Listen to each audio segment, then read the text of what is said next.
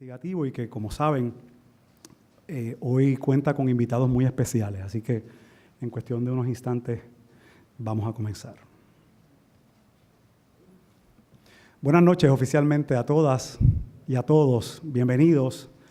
Soy Luis Guardiola, soy vicepresidente de la Junta de Directores del Centro de Periodismo Investigativo y de verdad quiero reiterarles nuestro agradecimiento por acompañarnos esta noche. Estamos ya más tranquilos, ¿no? Se nos dejaron las amenazas de huracanes y de tormentas, por lo menos por ahora, aunque esto no ha terminado, así que mantengan sus planes de contingencia al día.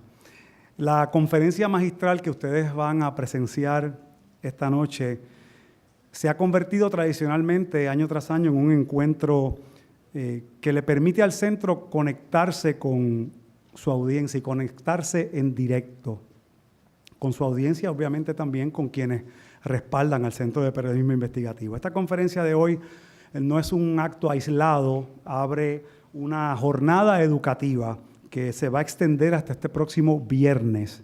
De hecho, mañana y pasado mañana, unos 25 periodistas del país van a estar tomando una serie de talleres sobre periodismo investigativo que organiza el centro con el objetivo de mejorar y aumentar la práctica de este renglón tan importante para nuestra profesión, que es el periodismo de profundidad, el periodismo que realmente saca a relucir eventos, datos, situaciones que no permite el periodismo de a diario hacer y que tanta información valiosa le brinda a nuestro país.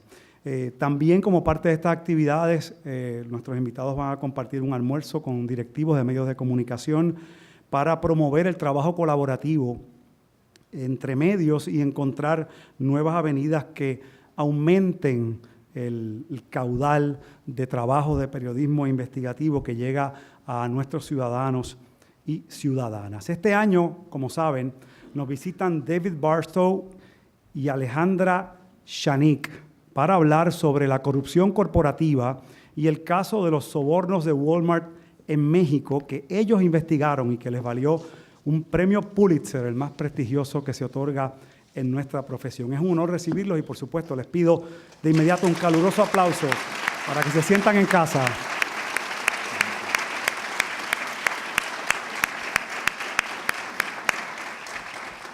Welcome, David. Bienvenida, Alejandra. Les acompaña en este momento el colega periodista del Centro de Periodismo Investigativo, Iván Martínez, galardonado periodista de nuestro centro.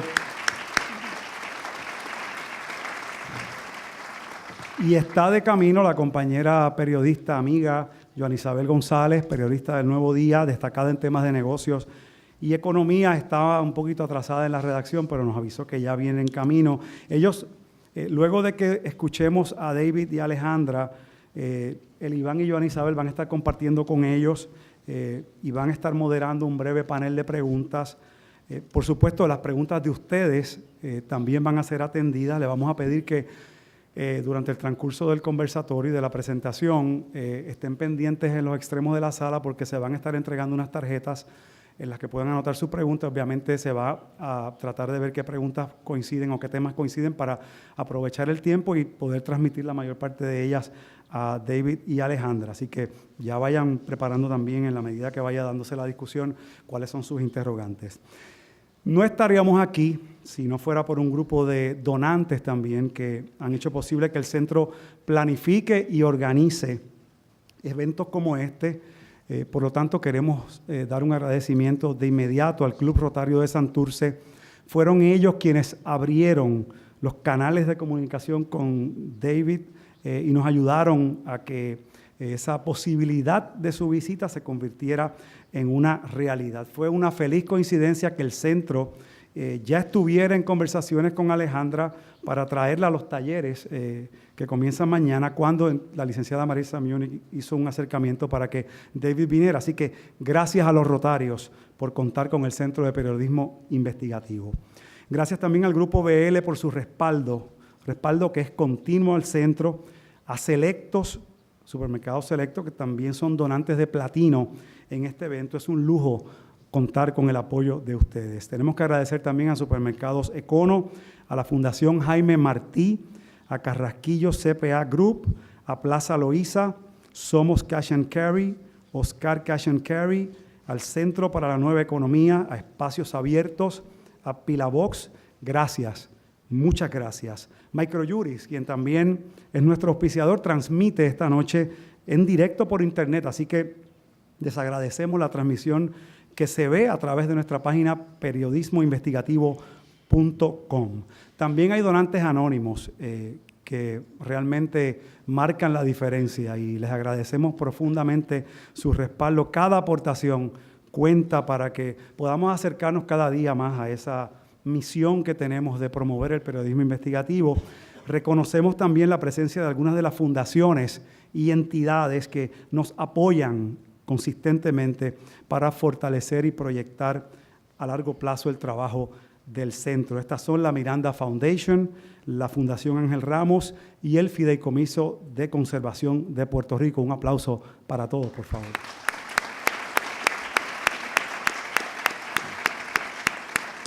En este punto es conveniente aclarar que ni David ni Alejandra reciben ni remuneración ni reembolso de gasto alguno por su comparecencia con nosotros esta noche. Les impulsa su vocación, les impulsa el deseo de impulsar, de desarrollar el periodismo investigativo, y en ese ejercicio tan interesante están dando este apoyo al centro. Así que tenemos que hacer esa aclaración que nos parece trascendente.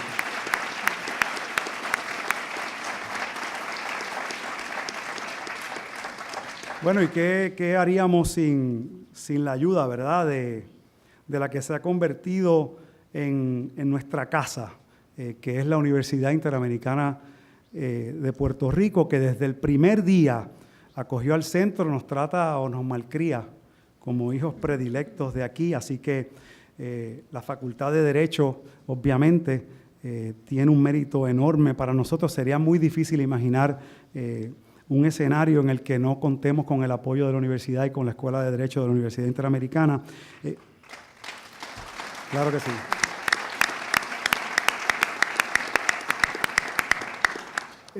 Por eso quiero pedirle que se dirija a ustedes el presidente de la Universidad Interamericana, que me informan que no ha podido estar con nosotros, pero está con nosotros el decano de la Escuela de Derecho de la universidad, el licenciado Julio Fontanet. Así que pase para que salude a nuestros invitados.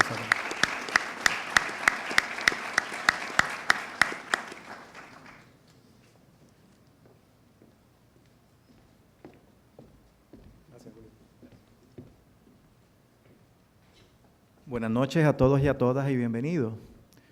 Una bienvenida muy especial a nuestros invitados de esta noche, a David y a Alexandra. Bienvenidos a Puerto Rico, donde hay muchas cosas que investigar. Excuso al licenciado Manuel Fernández, que por razones de salud no puede estar con nosotros esta noche como él realmente hubiera querido. Pensaba, cuando escuchaba la lista de auspiciadores que mencionaba el maestro de ceremonia, que no debe ser sorpresa para nadie que, dada la naturaleza de esta actividad y de nuestros invitados, que Doral Bank no sea un auspiciador de esta actividad. Lluvias tampoco. Bueno. Pero tampoco debe ser sorpresa que para la comunidad universitaria de esta Facultad de Derecho es un honor que esta actividad se celebre en este teatro. Y es un honor tenerlos a todos ustedes en la celebración de una actividad que yo creo que es bien importante. La temática y sobre todo porque estamos hablando de investigaciones periodísticas. Y yo pensaba, hablando un poco con David en los pasillos, que me preguntó, y en Puerto Rico se hacen muchas investigaciones periodísticas. Y yo le dije, pues claro, tenemos periodistas muy serios que se hacen. Quizás hacen falta más, pero recordaba que cuando era más joven, la primera investigación de esa naturaleza que yo conocí, o que tuve conocimiento de que había acontecido, fue cuando dos periodistas, Tomás Estela y Manny Suárez, entrevistaron a un taxista. Y de ahí comenzó una investigación muy seria que sirvió para esclarecer lo que fue el asesinato y encubrimiento de dos puertorriqueños. En momentos donde investigar a la policía, todavía lo es, pero en aquellos momentos aún más, donde investigar a la policía realmente era casi suicida. Estamos hablando los finales de los 70 y los principios de la década del 80. Así que, evidentemente, cuando la licenciada Marisa Múnich nos habló de la posibilidad de traer a Alexandra y a David, pues pensamos que era importante traerlos a Puerto Rico, que se hiciera esta actividad con el centro y con la Facultad de Derecho. Porque en Puerto Rico hay que seguir realzando la importancia de estos reportajes investigativos. Y lo digo porque aunque esta noche aquí tenemos periodistas muy serios, lamentablemente no son todos los periodistas de Puerto Rico los pseudoperiodistas, que a veces han convertido la noticia en un entretenimiento y que en otras ocasiones la noticia es muy superficial. A veces no por causas imputables a ellos, sino por los dueños del medio, y eso lo conocemos. Pero evidentemente en Puerto Rico, como dije al principio, hay mucho que investigar. Y por eso para esta Facultad de Derecho se honra con que el Centro de Periodismo Investigativo tenga su sede en esta facultad. Y así deberá, así tiene que seguir siendo. Nos sentimos muy honrados con cooperar con esa gran iniciativa, que ha sido muy premiada, que ya han hecho grandes trabajos importantes y de trascendencia para el país. Así es que estamos realmente muy agradecidos con ellos. Solo me queda agradecerles a ellos también haber coordinado esta actividad, Laura Candelas, con la excelencia que lo ha hecho, y sobre todo también agradecer a una persona que ha hecho esto posible, la licenciada Marisa Múnich, que por muchas razones hay que agradecerle esto que se está dando esta noche, pero sobre todo porque ella ha viabilizado la presencia de David y de Alexandra en esta importante actividad, que espero que sea de provecho para todas y todas. Buenas noches. Muchas gracias, Julio. Una persona clave en el trabajo diario del centro y en especial en la organización de esta jornada educativa anual tan importante para el Centro de Periodismo Investigativo. Y antes de escuchar a nuestros invitados, para nosotros en el centro es importantísimo, y llegó Joana Isabel, la recibimos con un aplauso. Gracias por estar aquí, Joana Isabel. Claro que sí. Es importante que conozcan un poco de lo que hacemos, ¿no? Y para eso les voy a dejar a nuestra presidenta de la Junta de Directores, la licenciada Judith Berkan, porque como saben es una oportunidad de ponernos en contacto directo, así que nos parece fundamental que sepan lo que estamos haciendo y lo que nos proponemos hacer. Con ustedes, Judith Berkan.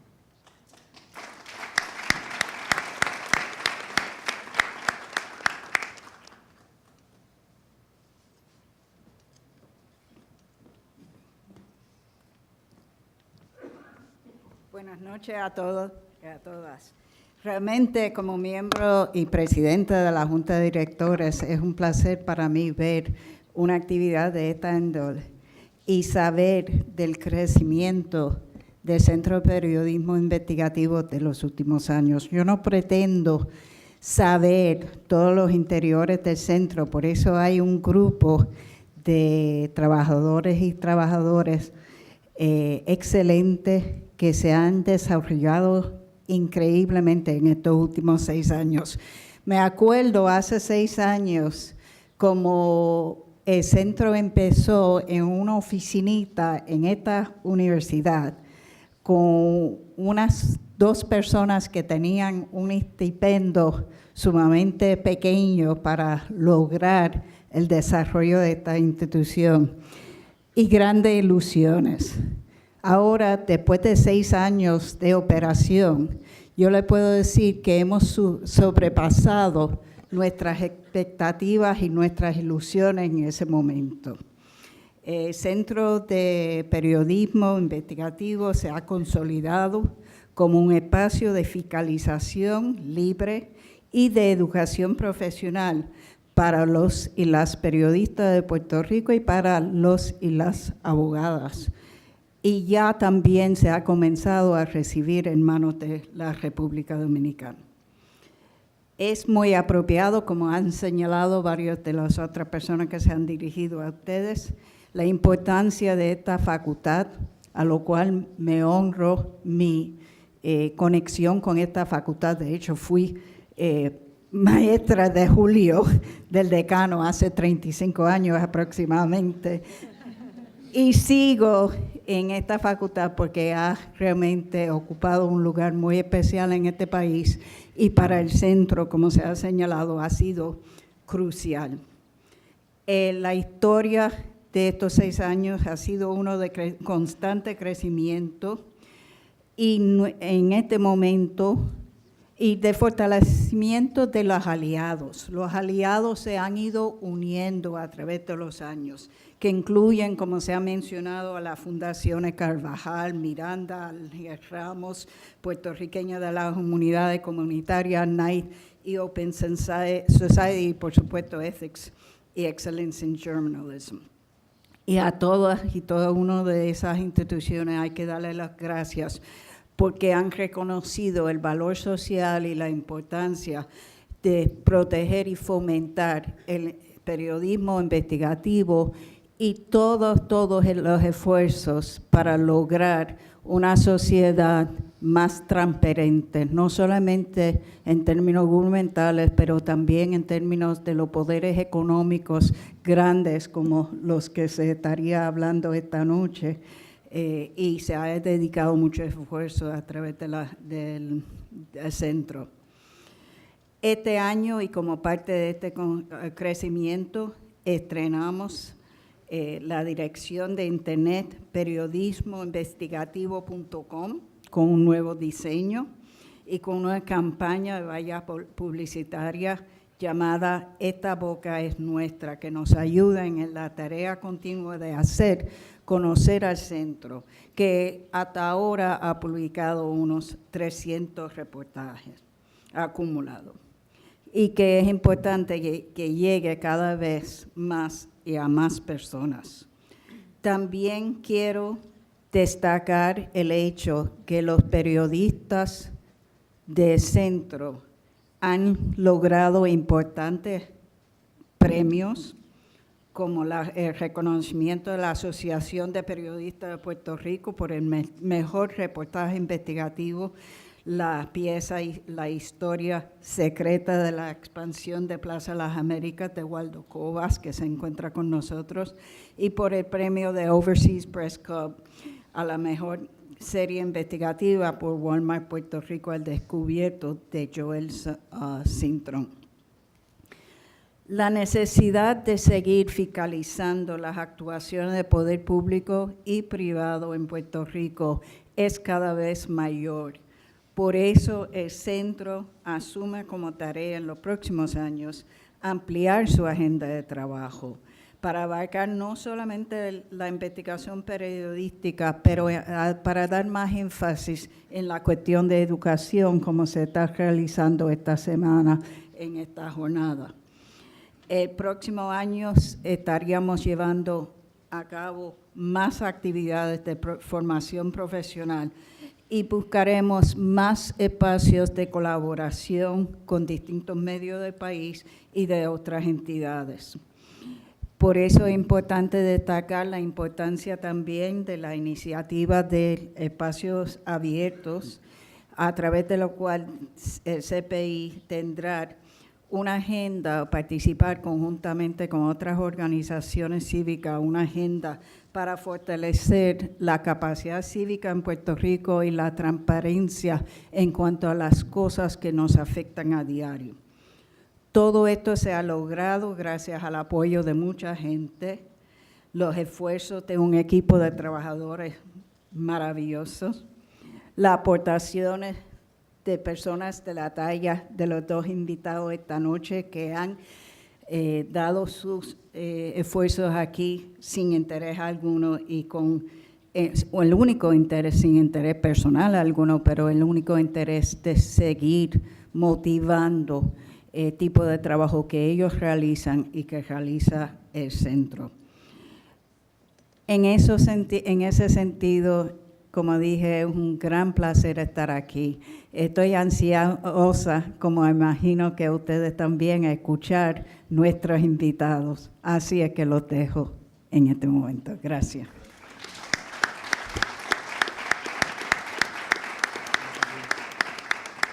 Gracias, Judith. No está en el programa, ¿verdad? Pero yo quisiera que los miembros de la Junta de Directores del Centro se pongan de pie un momento. Quizás muchos los conocen, otros no.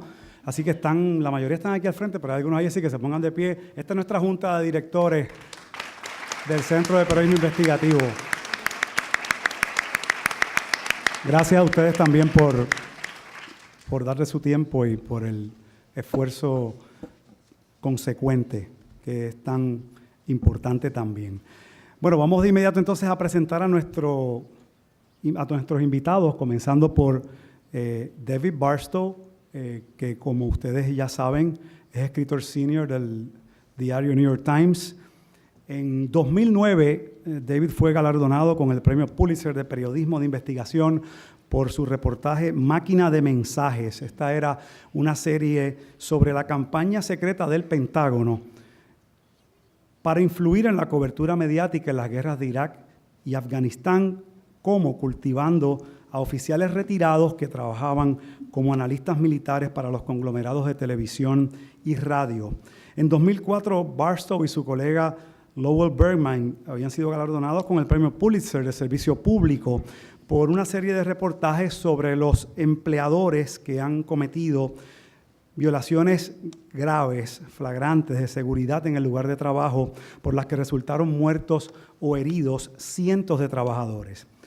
Barstow se unió al Times en 1999 como reportero en el Buró Metro. Ha sido miembro de la unidad de investigación desde el año 2002.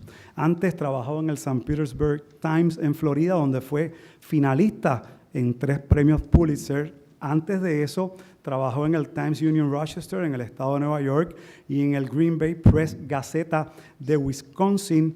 Este periodista, graduado de la Universidad de Northwestern, creció en Concord, Massachusetts. David generosamente accedió a venir a Puerto Rico, invitado, como les dije, por el Club Rotario y por el Centro de Periodismo Investigativo. Estamos honrados de recibirlo para escucharle hablar sobre los tentáculos de la multinacional Walmart en México, un tema de mucho interés en muchos países del mundo, y saber cómo fue que logró junto a Alejandra poner al descubierto toda esa madeja de corrupción. De inmediato les dejo con David Barstow.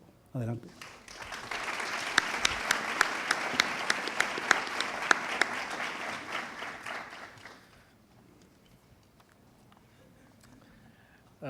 Gosh, we're so honored to be here tonight. We really are in San Juan. Thank you, Dean, so much for being such a good host, and thank you to the center and all the great work you do. I know that one thing that the two of us feel so strongly about is the importance of trying to strengthen the idea and the ideals of investigative reporting, especially, most crucially, among young reporters. And I think that's what kind of really drew us to this event, was the idea that we could spend some serious quality time with young reporters who are trying to figure out how to become better reporters, better journalists. I remember vividly as a journalism student at Northwestern University listening to New York Times correspondents come through and talk to our classes, and it had a huge impact on me. So I think we're both very grateful for the opportunity to try to maybe share a few of our battle scars, and hopefully you might draw something there. We're going to try to do something a little bit unusual tonight. We're going to do a speech in 2 halves. I'm going to talk for a bit about how we got started on the Walmart story, and in particular about how Walmart's top executives reacted, or maybe more accurately, failed to react when they were confronted by clear evidence of systematic bribery by their largest foreign subsidiary, Walmart de Mexico. And then my wonderful partner, Alejandra, is going to talk to you a little bit about what we discovered as it relates to the nature of the corruption that occurred in Mexico, and in particular, its consequences on one iconic town north of Mexico City. And of course, we also really want to leave plenty of time for your questions, and please feel free to ask whatever it is that's on your minds, whether it's related to Walmart or not. We'll do our best to answer. I think at its most basic level, our Walmart articles underscore the simple importance of journalism that holds companies accountable for living up to their own promises of integrity, their own ethics codes. Just about every major company I know has written policies that forbid all kinds of bad things, from paying bribes to fixing markets and fixing prices to safety policies to environmental policies. And most of these companies also have well-established compliance departments that purport to enforce these rules. And that certainly was the case at Walmart before we came along. But the key for journalists is to test whether all those high-minded words actually mean something when push comes to shove. But I also think that our work on Walmart is instructive because it illustrates three closely interrelated trends that are already, I think, having a significant impact on journalism. First, there's already a growing recognition among editors and investigative journalists that we need to pay more attention to the behavior of the giant multinational corporations, the Exxons of the world, the Boeings of the world, the Walmarts of the world. And you can certainly see that in my newspaper beyond just stories about Walmart in our coverage, for example, of Apple and how it makes the iPhone. And you see that really all over the media landscape now. More and more attention to international business investigations that look at the activities of these sprawling corporations that have so much impact in all different kinds of levels, politically, economically, culturally. Second, I think we're also seeing a lot more collaboration by reporters from different news organizations working across national borders. And then finally, journalism, especially these investigative international efforts, are beginning to take real advantage of the gains that have been won by a very potent global transparency movement. And we'll come back to each of these themes as we go through our program tonight. But let me just start at the end before I return to the beginning. When we published our first major expose on Walmart in April 2012. Within days, Walmart's market cap fell by more than $20 billion. In Mexico, Walmart de Mexico's stock price fell by roughly 25%. Since the first story, Walmart has ousted many of the top executives involved, and it has spent over $500 million on legal fees and investigative costs to respond to both the various government investigations and lawsuits triggered by our work, and also its own very expensive and expansive internal investigation. This has been kind of a full employment story for all the top white-collar defense lawyers in Washington, D.C. Walmart is currently the subject of what is easily the most extensive and far-reaching bribery investigation ever launched by the U.S. Department of Justice. And all of this happened because one day in the spring of 2011, a handful of Walmart documents landed on my desk. Now, how they came to land on my desk is an amazing story, but alas, it's one I cannot share here. What I can say is that at the time, I had no idea where the documents had come from or even if they were real. And in truth, it was hard to even make sense of them. They were like a few disjointed pieces of a much bigger puzzle. But this much was clear from these few documents. In September 2005, a former Walmart de Mexico executive informed Walmart's headquarters in Bentonville, Arkansas, that Walmart de Mexico had paid bribes all over Mexico to get the necessary permits and licenses to build new Walmart stores. And it was also clear that his allegations quickly gained the attention of Walmart's leaders, who then quickly sent a team of investigators to Mexico to investigate. And that was really about it. Now, one thing you should understand about my job, and if you're a journalist in here, I'm sure you'll relate to this instantly. I probably get 10 to 15 story tips a week. And picking which tips to pursue It's probably the most important thing I do because I typically spend months on my stories. And so a choice to pursue one tip is also a choice to ignore or put off hundreds of others. It's a really big decision. I take it very, very seriously. And frankly, there were all kinds of reasons to ignore this particular batch of documents. First of all, I'm very sorry to say this, but corruption in Mexico is a very old story. And worse yet, the events that were described in the documents were more than 6 years old. It wasn't something that just happened yesterday. Second, I think I probably was the least qualified reporter in the world to chase this particular story. I'm not a business reporter. I have never written a single story on Walmart in my life.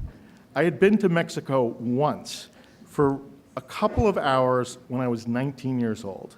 And oh yeah, if you haven't figured this out yet, I don't speak Spanish. Okay, so why pursue this story? And this brings me back to the first trend that I mentioned, because I knew that if I started pulling on this particular thread, it would require taking a close look at the world's largest corporation and its rapid expansion into new foreign markets. And here's the key point to understand about those Apples and Exxons and Walmarts and Boeings of the world. If you compare the world's largest 20 corporations today against the largest 20 in 1980, you will find that the largest 20 today are several orders of magnitude larger than their 1980 peers. I don't even think we as a society have yet absorbed the actual growth of the giant corporations. We don't fully yet feel it. But these are companies, many of them, their annual revenues exceed the gross domestic product of entire nations.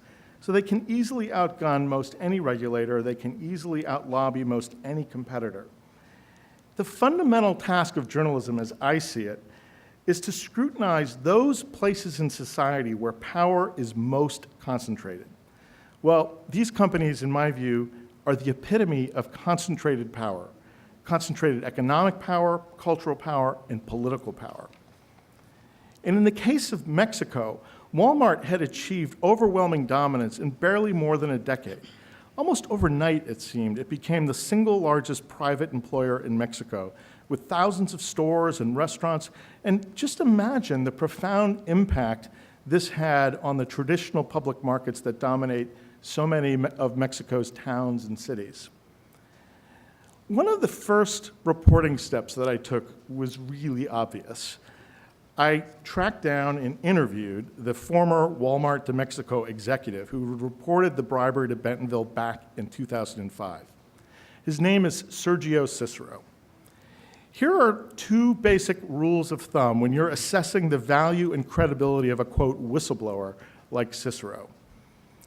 Pay especially close attention to whistleblowers who are A, describing things that they have witnessed firsthand, and B, are implicating themselves in the wrongdoing. Both of those conditions fit Mr. Cicero to a T. For years, he had been the executive at Walmart de Mexico in charge of obtaining permits to build new stores, and he made no bones about the fact that he had helped orchestrate scores of bribes all over the country. But one thing was clear to me after hours and hours of conversations with Mr. Cicero. To really crack this story, I was going to need help from someone who understood Mexico inside and out, someone who could navigate the insanely complicated bureaucracies in Mexico that dispense with permits and licenses. Keep in mind, it could easily take 20 or so different permits to build a single Walmart.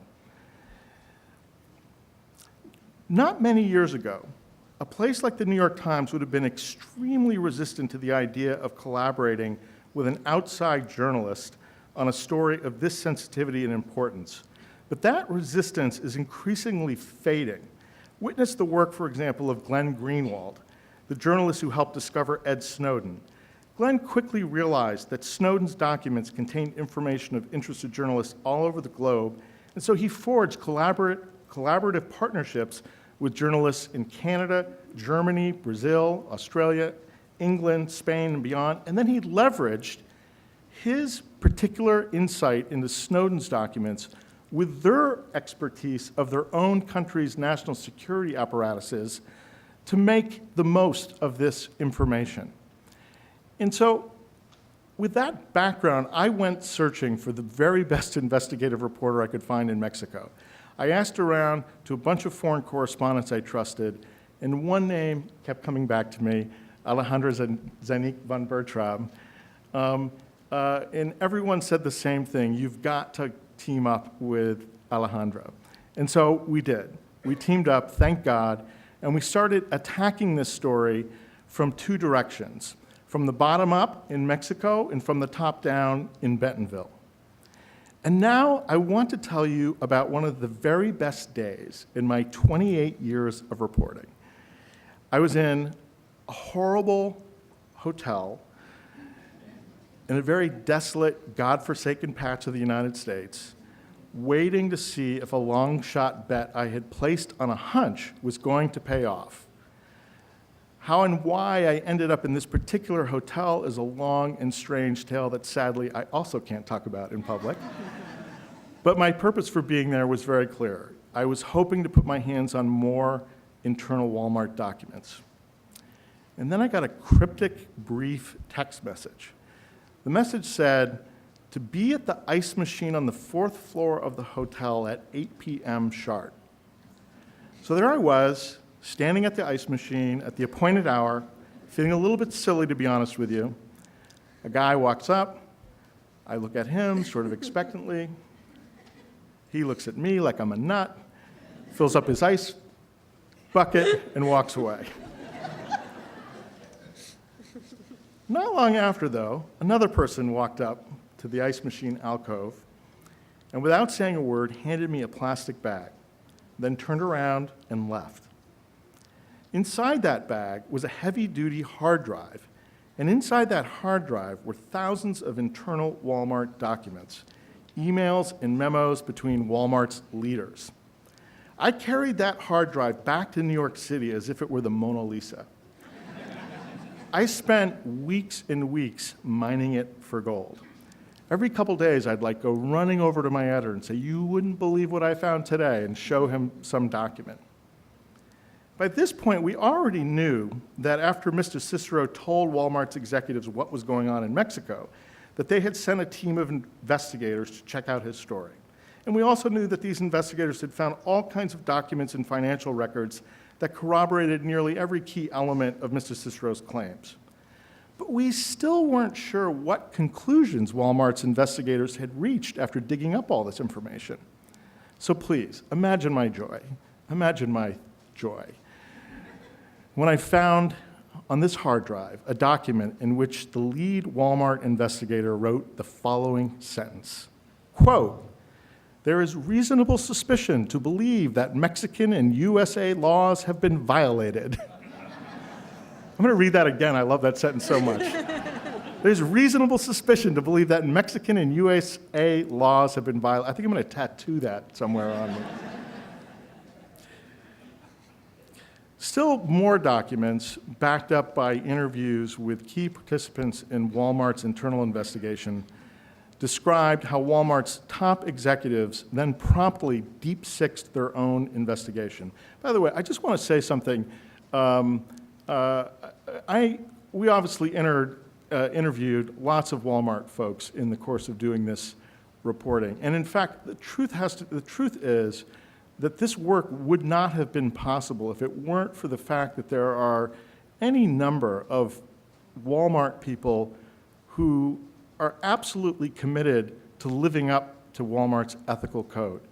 It is just simply not correct to view this company in a sort of monolithic kind of way. And in fact, it's a huge mistake that journalists sometimes make to view organizations as these sort of monolithic, either all one way or all the other way kinds of places. In fact, what you really count on when you do this kind of work is whether or not you can actually reach people who are inside, who are people of conscience, and who are upset by what they're seeing and are trying in their own way, in their own fashion, to make a difference. And we were incredibly fortunate in our journey on this story to find a significant number of those kinds of people within Walmart. So I just wanted to put that on the table for whatever it's worth.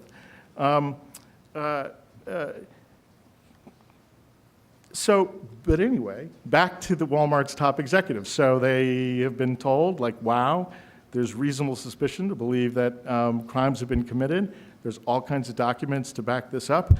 What do? Well, they took the investigation away from the professional internal investigators, and they handed it to the General Counsel of Walmart de Mexico, which is a most interesting choice since Mr. Cicero had repeatedly identified this same man as one of the principal architects behind Walmart de Mexico's campaign of bribery. Talk about asking the fox to guard the henhouse. Predictably, the General Counsel quickly exonerated his friends of any wrongdoing. No one was held accountable. In fact, the chief executive of Walmart de Mexico, the alleged mastermind of the bribes, was subsequently promoted to vice chairman of all of Walmart. This, in a nutshell, is why Walmart is in very, very deep trouble with our Justice Department. But even after publishing this first story, detailing a high-level cover-up at the top of the world's largest company, I think both myself and Alejandra, we felt like we still hadn't fully told this story. We thought readers needed to know more about the actual nature of the bribery in Mexico. Was this simply the case of a big company being targeted by greedy and unscrupulous bureaucrats? How did it actually work? What kind of bribes are we talking about? It's one thing to slip a clerk $500 to expedite some paperwork you're going to get in any event. It's entirely something else to hand over tens of thousands of dollars in cash to make the impossible suddenly possible. And so we went back to work.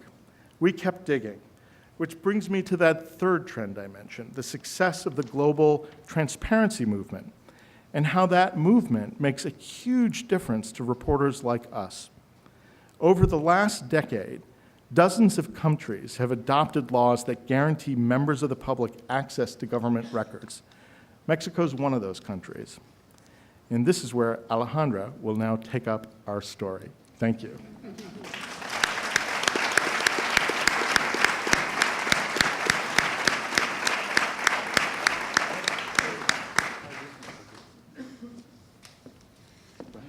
Wow. Interesante. Tiene unos secretos. You got so many secrets there. You have to share with us sometime. Tiene secretos para nosotros, así que hay que preguntar. Muy interesante. Quiero presentarles ahora algunos datos de Alejandra Shani, que como ella misma dice, fue la mancuerna de David en México. Ella inició su carrera profesional en Guadalajara como locutora de radio y escritora en el periódico Siglo XXI. Más tarde se unió a la unidad de investigación del diario y trabajó en historias que van desde el tráfico de drogas a la corrupción estatal y asesinatos de políticos de renombre. Recibió el Premio Nacional de Periodismo en el año 1992 por su cobertura de las explosiones de 8 kilómetros en las calles de Guadalajara. Ha reporteado sobre asuntos sociales como las necesidades apremiantes de los sordos en México y de los residentes marginados en pueblos pequeños, pueblos rurales. Se mudó a Ciudad México hace 15 años, trabajó para los periódicos Reforma y Milenio y las revistas Gato Pardo y National Geographic. Como periodista independiente fue que trabajó con esas revistas y como reportera en México, en Ciudad México, ha investigado temas de salud, temas sociales para la edición mexicana de la revista Cambio, fundada por el recién fenecido escritor colombiano Gabriel García Márquez. Fue redactora, además, en la publicación quincenal de negocios Expansión. En 2010 y 2011, Alejandra fue parte del equipo del International Consortium of Investigative Journalists, que investigó las estrategias globales de cabildeo de las grandes empresas de tabaco. Ha desarrollado amplia experiencia en el uso de la recién aprobada Ley de Acceso a la Información en México, que David mencionó, y ha sido también mentora de periodistas en todo el país. Queremos escuchar tus comentarios, por supuesto, y conocer un poco de tu experiencia allá en la calle, en México, allí, hurgando para poder encontrar la evidencia en esa segunda parte de la historia que David nos ha comenzado a presentar. Alejandra, el público es tuyo. Gracias. Buenas noches.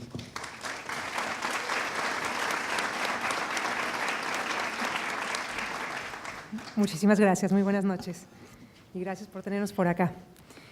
Bueno, retomo la charla donde la dejó David. ¿Sabes guardar un secreto? Fue la primera pregunta que David me hizo apenas me sumó a su aventura. Bueno, claro que sé guardar secretos, yo creo que eso me parece es una buena amiga. Pero bueno, en ese momento me dijo que si lo podía guardar por unos 2 o 3 meses. Lo cierto es que esto se prolongó por muchísimo tiempo más. Y al paso del tiempo fui entendiendo más y más por qué era tan importante ese encargo suyo. Y es que los secretos pesan enormidades. Y claro, uno quiere liberarse de vez en cuando de esa carga y pasársela a alguien más. Y ese alguien más llegará el día también que quiera desembarazarse de ese poquito de la carga y así, y con tantito a suerte, algo de esa historia llega a los oídos de los funcionarios que estamos investigando o a los de Walmart. Y tan con el sigilo de la investigación. Así que hice de tripas corazón y comencé a hurgar en México las respuestas a esas preguntas que planteó David anteriormente. ¿Walmart era una víctima de la corrupción tan conocida en México? ¿O de qué tipo de sobornos estábamos hablando y con qué impacto? Teníamos el testimonio de Sergio Cícero, ese ex ejecutivo del que les habló David, y un Excel que David encontró andando de minero en ese disco duro maravilloso. Ese Excel contenía, entre otras muchas cosas, una lista de pagos asociados a ciertos permisos y a ciertas tiendas, pero era en realidad un gran enigma que todavía teníamos que decodificar. Lo que David y yo hicimos entonces es hacer una biografía detalladísima de esos Walmarts regados por todo el país y decodificar qué exactamente pagaban esas cantidades registradas en el Excel. En México tenemos una década con una ley federal de transparencia y acceso a la información, y los estados y los municipios de toda la República ya tienen también legislaciones, unas mejores, otras peores, y este contagio ya también, por suerte, llegó al Poder Legislativo y al Judicial. Hay de todo un poco, leyes buenas, leyes malos, y por supuesto también muchos funcionarios que están acatándolas con muy poca felicidad. Pero así, estas leyes trajeron cambios bien significativos para mi país. Hasta hace poco, por ejemplo, era muy común que un alcalde acabara su término yéndose con todo y sus chivas, como decimos en México, ¿no? Las cajas y cajas con papel. Ahora hay reglas y más vigilancia para la guarda de toda esa información. Hasta hace unos años también los ciudadanos, por ejemplo, no tenían acceso ni siquiera a su expediente clínico, el que guardan en las agencias de seguridad social. Ahora cientos de miles están pidiendo acceso a esos originales. En el pasado, por ejemplo, los empresarios no tenían detalle del plan de compras de los gobiernos. Ahora pueden seguir el proceso de las licitaciones, vigilar a sus competidores y al comprador. Antes, los reporteros dependíamos fundamentalmente de filtraciones y ahora podemos imaginar historias, proponernos temas, buscar y encontrar. Claro, no todo es, bueno, de esta manera pues se han multiplicado, creo, los vigilantes. No todo es lindo. Esta es una ley que está escrita por burócratas y en clave burócrata. Y si yo pido una lista, a lo que ellos llaman relación, entonces no me lo dan, perdí. Pero si aprendemos la lógica de estas leyes, cómo funciona la burocracia y hacemos las peticiones correctas, podemos llegar a esos materiales. En Estados Unidos tienen una larga historia con FOIA. Los reporteros los estudiantes en las universidades aprenden a usar este recurso de acceso a la universidad. La experiencia de tantos años de David usando esta herramienta permitió que entonces nuestras solicitudes en México fueran tanto más creativas, también divertidas y tanto más potentes. El trabajo colaborativo de 2 países, 2 miradas, potenció entonces también nuestra reportería. Lo que esta ley nos permitió hacer es instalarnos por días y días y semanas en la banquita de una y otra oficina de gobierno a revisar cajas con papel, miles y miles de documentos. Hubo oficinas donde me convertí parte del mobiliario.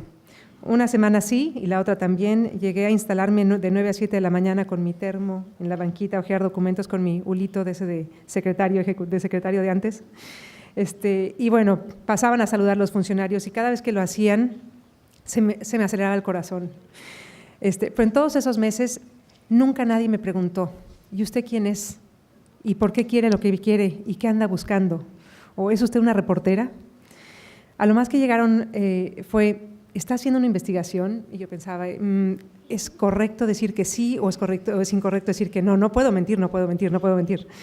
El asunto es que sí respondía que sí y la curiosidad tuvo siempre patas más cortas que mi miedo y tuvo más peso siempre la ley. Nadie nunca me preguntó por qué estaba yo ahí y para qué quería lo que estaba buscando. Y eso fue absolutamente nuevo para mí. David y yo tuvimos así acceso a documentos, a videos, a grabaciones de audio, a mapas, a archivos digitales. Muy pronto, lo que David y yo encontramos ahí es que donde había un pago anotado en el Excel, había, digamos, en campo un problema. Comerciantes que se oponían a la construcción, vecinos que reclamaban que esto les traería ratas y ruido, los vecinos. Lo que también constatamos es que esos pagos no estaban pagando permisos. Estos pagos eran muchísimo más caros que los permisos logrados. Lo que se fue revelando al paso de los cientos de solicitudes de información que hicimos fue otro patrón. Los pagos marcados en el Excel ocurrían días antes, días después de que el gobierno local, estatal o federal diera una nueva autorización. Fuimos así identificando la médula de esta historia. Walmart, por lo visto, no era la víctima de una cultura de la corrupción. No estaba pagando sobornos porque solo así podía acelerar los trámites o porque así se hacen los negocios en México. Más que eso, Walmart estaba siendo un corruptor agresivo y creativo. Pagó mordidas, como les llamamos a los cochupos en México, para hacer lo que las leyes le prohibían. Pagó sobornos para lograr lo que le era negado en procesos democráticos. Dio sobornos para derrotar a sus rivales. He de decirles que supe guardar nuestro secreto por meses y meses, pero un buen día tomé una decisión unilateral y creo que no se lo comenté a David, sino hasta esta mañana. Pero estaba en casa con un amigo, una botella de vino, un amigo en cuyo buen juicio creo muchísimo, y yo llevaba muchos meses metida entre archivos, ya había superado infecciones de los ojos por el polvo y los hongos del papel, y esa noche, en revancha a David, decidí contarle a él la historia de lo que estábamos trabajando, y cuando terminé mi confesión, me tiré hacia atrás en la silla, así como ya pudiéndome relajar, y mi queridísimo amigo se encogió de hombros y nada más dijo, ¿y? Bueno, me deprimí por semanas y semanas. ¿Cómo que ¿y? ¿No? Pero reportear todo lo cura, y el «y» dejó de ser solo el prólogo indiferente a «y qué tiene de raro?», todos lo hacen, alimentar y el por qué importa, por qué es esto importante. Para ese entonces, David y yo conocíamos la biografía íntima de una veintena de tiendas Walmart. Conocíamos hasta el diámetro de sus tubos de descarga al drenaje. Pero había una historia de entre todas que mejor atendía a esta pregunta y de por qué era esto importante. Y me voy al pueblito que ya les presentó antes David, el de Teotihuacán, que es un pequeño pueblo de comerciantes pequeños. Está instalado en un valle que está como salpicado por cactus y volcanes, y en el centro de ese valle destacan dos pirámides, la luna y la del sol, unidas por la calzada de los muertos, que son el vestigio de lo que fue la ciudad más antigua del América prehispánico. En esa ciudad vivieron hasta 100,000 personas en su apogeo, más o menos como 100 años antes de Cristo. O sea, fue un lugar pero tan vital que donde quiera que uno rasque hoy día encuentra tepalcates, ¿no? Vestigios de cerámica y arquitectura prehispánica. Por todo esto, pues las reglas de construcción en Teotihuacán son muy restrictivas. Hay tantas reglas que hay muchos terrenos sin urbanizar. Y en este lugar no solo hay que tener el visto bueno de la municipalidad y del gobierno del estado, hay un equipo de arqueólogos que debe cavar una serie de pozos para determinar si hay algo de valor bajo tierra. Ellos deciden si el dueño de un terreno puede construir o no. Además, los teotihuacanos son particularmente celosos. Hay una parte del pueblo que es como muy vigilante y como habrá aquí seguramente defensores del casco de la ciudad antigua de San Juan, se sienten custodios de la identidad nacional. Ese fue el grupo que reaccionó cuando corrió la voz de que Walmart iba a construir una tienda en Teotihuacán. Fueron 4 viejos de la comunidad quienes montaron la protesta.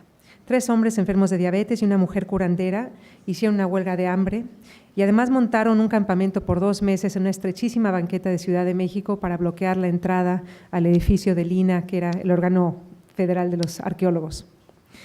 La histeria de ellos seguramente hasta llegó a Puerto Rico porque anduvo por todos lados.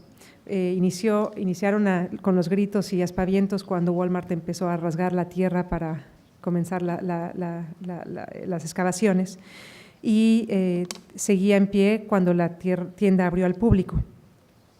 Estos viejos no se explicaban cómo había logrado Walmart los permisos en tan poco tiempo y sin dificultad. La protesta, los 4 viejos decían que había algo irregular, en realidad era una intuición. Por ejemplo, cada vez que en Teotihuacán, cuando intervienen los arqueólogos, la gente lo nota, en los terrenos donde se va a construir un cuartito, un baño, llegan las tiendas de los arqueólogos, se instalan el campamento, empiezan con asadones y palas y picos a trazar sus cuadritos y a excavar. Entonces, mucho de esa tubería, de las autorizaciones, está a la vista de los demás ciudadanos, y aquí había algo que ocurrió de una u otra manera, no vieron todo eso que era normal.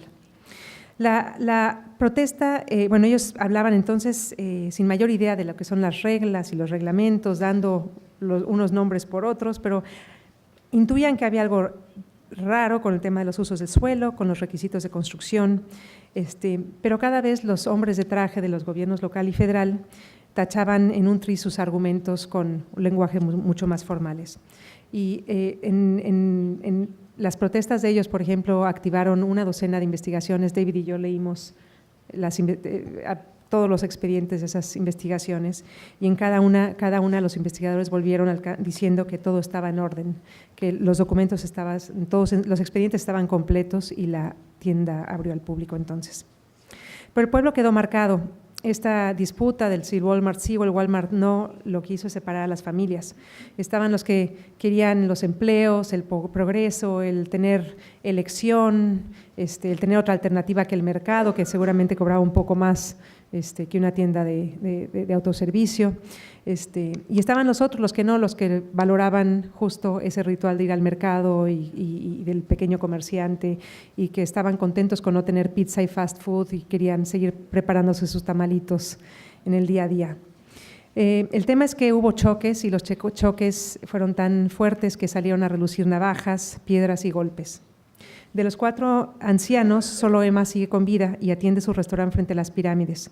Uno de los protestantes murió por diabetes y otro más en un accidente. Y uno de ellos perdió los estribos y 4 años más tarde, en 2009, entró a la tienda, tomó un carro de supermercado, caminó hasta el área de blancos e hizo volar una bomba que armó en la víspera con pólvora y una lata de jugos. Por suerte nadie salió herido, y él murió en la cárcel sentenciado por delitos como terrorismo. Desde su celda envió incontables cartas donde contaba e insistía en las irregularidades y en que Walmart había violado la ley. Su esposa y su hijo se mudaron a otra población. La pregunta está en mi amigo, y seguía, ¿no?, en mi reportería como sonido de fondo. Lo que David y yo hicimos entonces es investigar los alegatos de Emma y sus 3 compañeros de protesta. Para entonces sabíamos que los investigadores de Walmart habían encontrado pagos inexplicables hechos para construir esta tienda. Teníamos la versión de Walmart, de que Walmart había enfrentado una serie de obstáculos para entrar a Teotihuacán. Uno era convencer al cabildo de que les diera una licencia de construcción, otra era lograr que los arqueólogos dijeran, adelante, no hay nada aquí de valor, construyan. Y otra más que era clave era tener un uso de suelo comercial, que era necesario. Y en esto me quiero detener. Y es que uno de los desafíos más grandes que enfrentamos en esta investigación fue indagar la historia de ese uso de suelo. Porque en papel todo aparentaba estar bien. Emma y su gente nos decían que ese terreno tenía un suelo que no era el comercial. El testimonio de Sergio Cícero también lo sugería así. Pero el mapa oficial, el que salió publicado en el diario oficial, que es donde se hacen las cosas ley, sí utilizaba un uso comercial para ese lugar. Entonces teníamos frente a nosotros un acertijo. Lo que hicimos David y yo primero es recorrer, a platicar con regidores, con exfuncionarios municipales, hasta con el topógrafo que trazó el mapa y el que dibujó y coloreó los usos de suelo. Y a cada uno les mostramos el mapa que fue publicado al final. Y todos ellos se fueron de espaldas cuando vieron a la vista el uso que al final se autorizó para ese terreno. Y nos decían, así no lo hicimos, eso no fue lo que autorizamos. Y bueno, algunos podrán decir, bueno, ¿cómo puede un regidor desdecirse, ¿no? y venir tantos años más tarde a decir que eso no fue lo que votó? El tema es que el voto por ese mapa se dio justo a unos días de que dejaran el cargo, y cada quien volvió a sus chivas, a pastorear lo que pastoreaba antes, y se olvidó de mirar que el mapa que finalmente fue publicado. Lo que hicimos nosotros, David y yo, pensamos, bueno, tarea fácil, pues nada más buscamos el mapa original. Lo que no sabíamos es que, bueno, ese mapa no estaba por ningún lugar, ni el original que recibieron para la imprenta. Entonces, David y yo pasamos muchos meses buscando todo rastro de esos mapas y de todas las versiones preliminares. Con el uso de transparencia pedimos acceso a las computadoras, a los respaldos electrónicos, a todas las versiones que estaban ahí antes y después de que se votara el cabildo, a la que salió del ayuntamiento. Seguimos como toda la trayectoria, toda la ruta de vida que habría tenido ese mapa.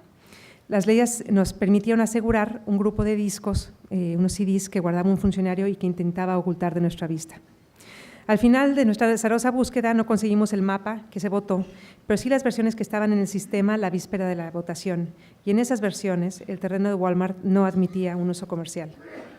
Un CD que localizamos dentro de una caja de zapatos en otra dependencia nos permitió corroborar que el cambio se hizo en una oficina del gobierno estatal a hora y media a camino de Teotihuacán. He de decirles que la democracia y la participación ciudadana son cosas nuevas en mi país. La corrupción y la impunidad tienen muchísimo más tiempo con nosotros, tanto tiempo que muchas personas piensan que pues, las reglas son como un adorno y que lo que hay es un juego de simulaciones que todos jugamos con contento. Y por eso fue muy importante la mirada fresca y la capacidad de asombro de David todo el camino, que a él nada de esto le parecía normal. Los usos de suelo son esas políticas que más impactan la vida de las comunidades. Ya Teotihuacán, por ejemplo, llevaba 3 años discutiendo, haciendo asambleas, reuniones públicas, votaciones, nuevos borradores para decidir ese plan de usos de suelo. Y alguien más llegó y alteró ese mapa, pasando por encima de todo ese ejercicio democrático de deliberación y cambió en último momento, coloreó, puso otro color en ese documento. Y bueno, pues por eso importa. Ahí encontré la respuesta de por qué importa.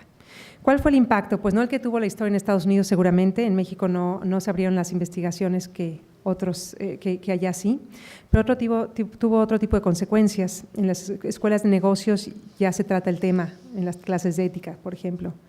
El reportaje además dio más publicidad a las leyes de transparencia y a lo que se puede lograr con ellas. Yo espero que hay ciudadanos también más activos pidiendo saber lo que ocurre en su cuadra y en su barrio. Y también hay más reporteros interesados en utilizar esta herramienta. En mi país también, bueno, los periodistas tenemos mucha más práctica investigando a los sospechosos comunes, no a los funcionarios y al gobierno y somos inmisericordes, pero curiosamente con los negocios tenemos una mirada hasta complaciente. Creo que este reportaje lo que mostró es otra manera de mirar y vigilar a estos otros actores, mirar lo que hacen además de su negocio. También creo que hizo algo en la vida de Emma y de las familias de estos 3 ancianos, porque al final tenían razón. Los mexicanos vemos con cierta tristeza que al menos en otros países los actos tienen consecuencias y aunque hay una cierta resignación nuestra pensando, claro, aquí no pasó nada, pero solo pasa en Estados Unidos, creo que hay historias como estas le estarán recordando a empresas y funcionarios en mi país de que alguien algún día querrá asomarse también a sus armarios. Gracias.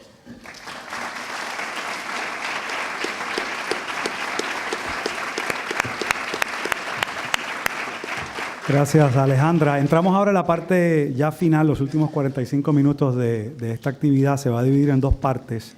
Quiero recordarles que estén pendientes a los extremos de sala porque hay personas tomando, ya se están repartiendo las tarjetas para que puedan anotar sus preguntas y entonces ir pasándolas hasta acá para poder formularlas más adelante. Pero en este momento voy a dejar con ustedes a nuestros invitados y a los compañeros periodistas Johnny Isabel González y Iván Martínez para un intercambio con David y Alejandra, así que adelante.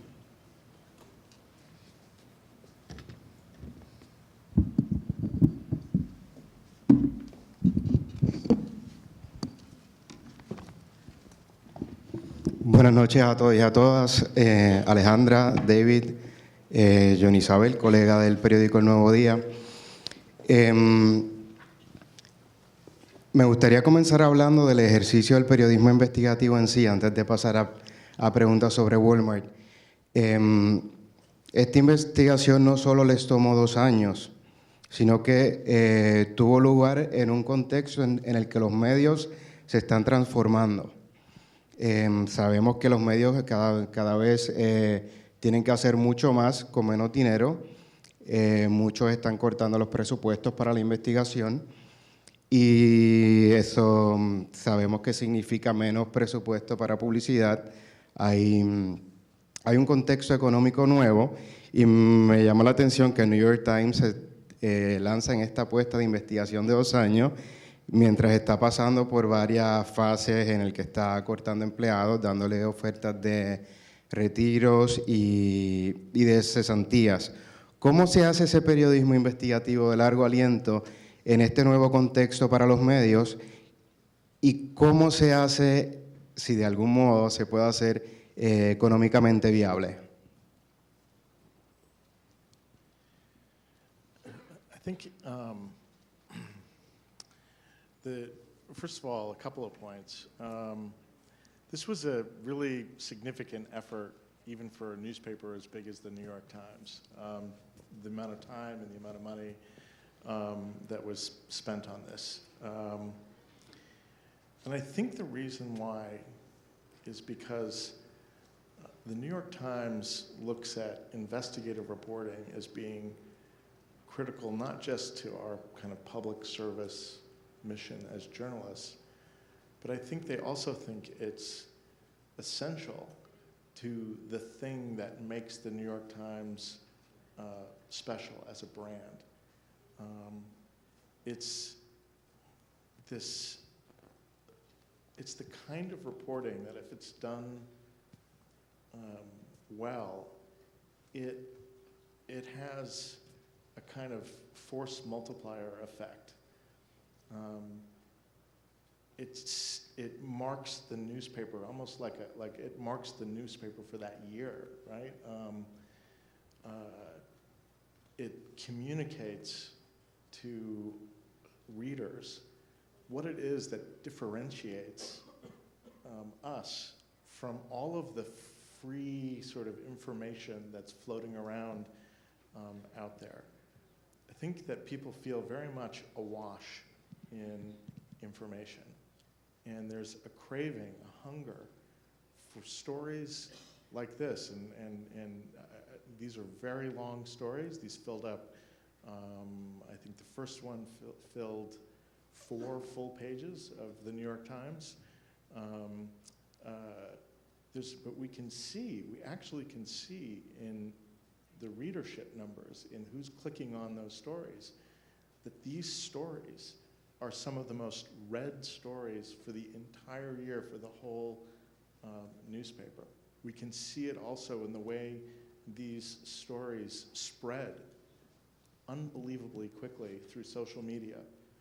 You can track it, right? You can track all the retweets on Twitter. I think in the first 24 hours of the first story being published, the story had been retweeted over 15,000 times by people around the world. That was just in the first few hours.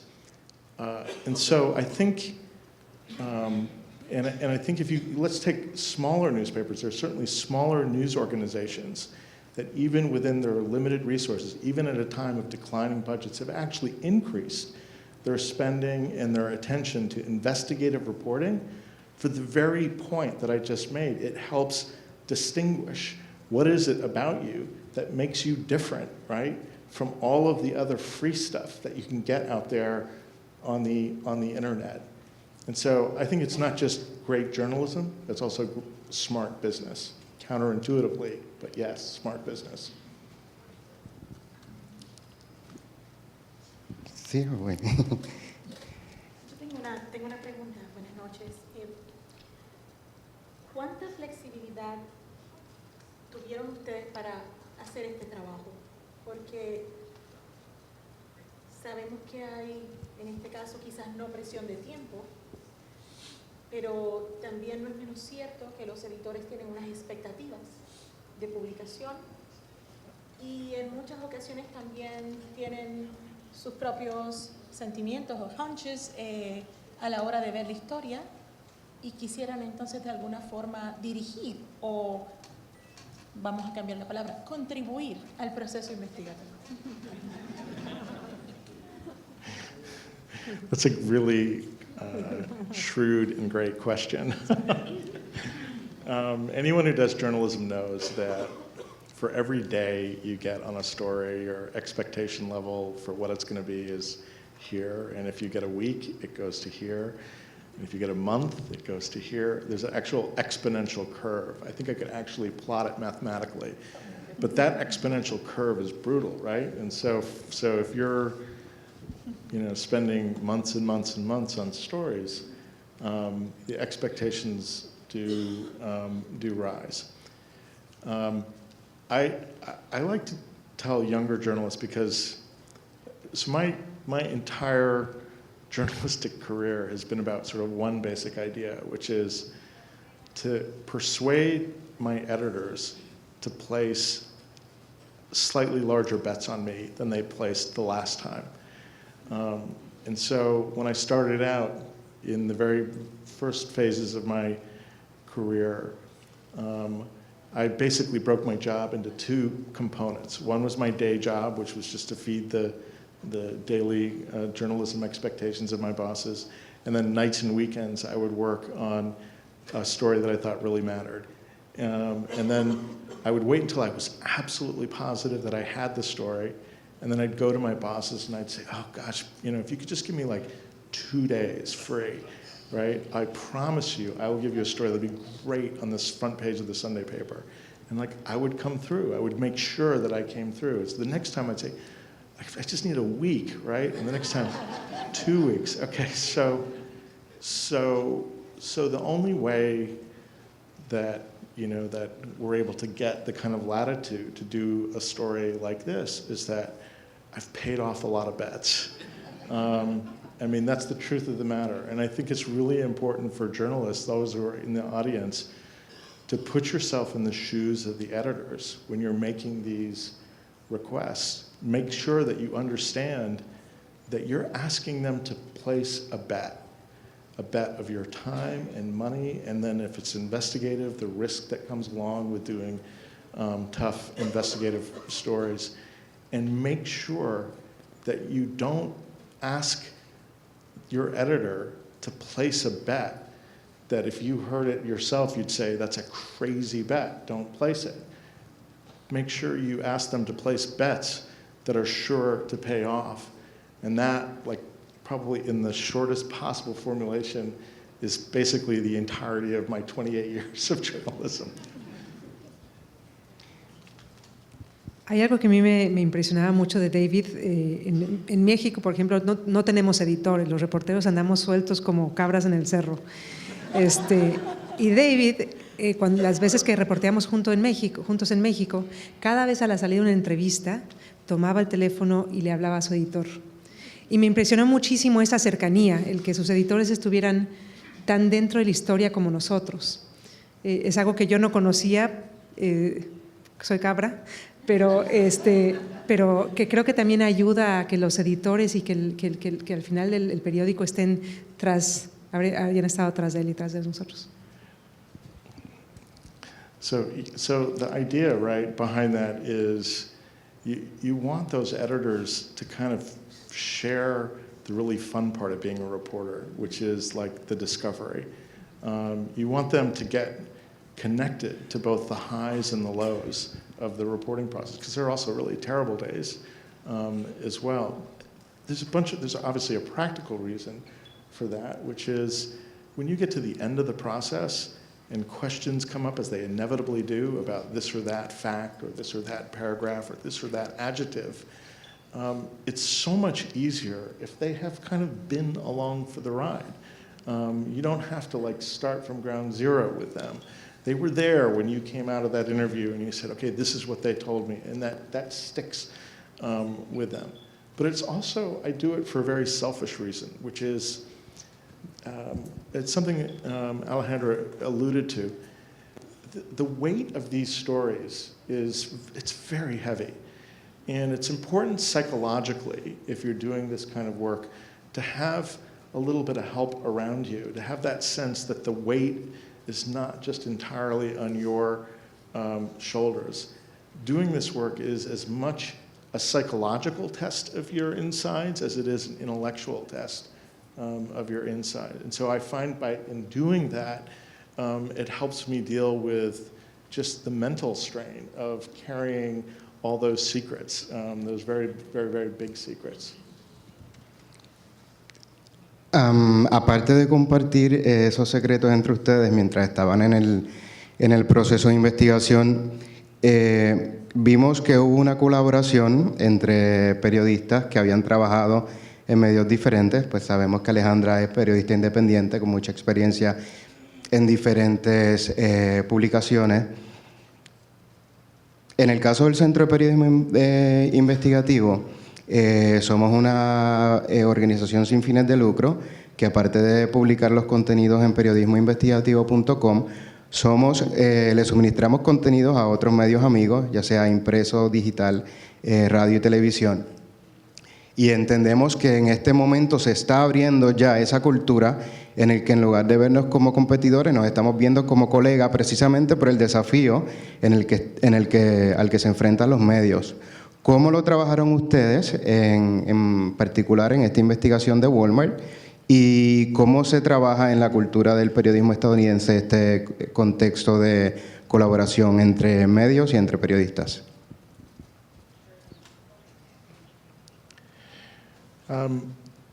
So, first of all, not all marriages are good marriages. That has to be said. And it's a horrible thing when you're in a very tough story in a marriage that isn't working. And so when I was looking for someone to team up with in Mexico, what mattered to me most was my sense of who Alejandra was as a person and what were the core values, and did we share the same kind of core values. And because when it works, when a marriage works, it can really, it's also just a great feeling journalistically. I say this to Alejandra all the time. I miss working with her. We've sort of gone now our own different ways. But we work together really well, I think, because I think, first of all, we each saw in each other strengths that the other was wanting and hoped for. We just trusted each other completely. There was just a kind of a directness and a straightness to our communications, and also because I think there was a very natural division of labor that presented itself based on the structure of the story and based on how we were going about it. So it was easy for us not to trip over each other. I mean, this can be a really horrible organizational problem when you have 3, 4, 5, or 6 people working on the same project, and staying in communication. You feel like you're spending half your life in meetings. And we didn't have to do that because of the way we sort of divvied things up and the amount of time that we spent. We spent a lot of time together in Mexico City, in your apartment, I remember, and in Starbucks and in other places, literally going painstakingly, line by line by line, through documents together, and trying to absorb these really complicated, intricate biographies of individual stores together. And that, I think, built a kind of, it was that sort of,